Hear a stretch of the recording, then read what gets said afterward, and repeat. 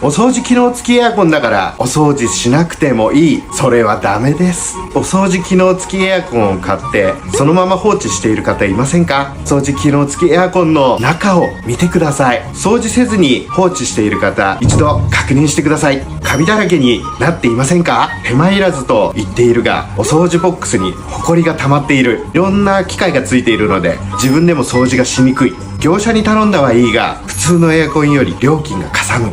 ただお掃除がまめにできる方にはおすすめです。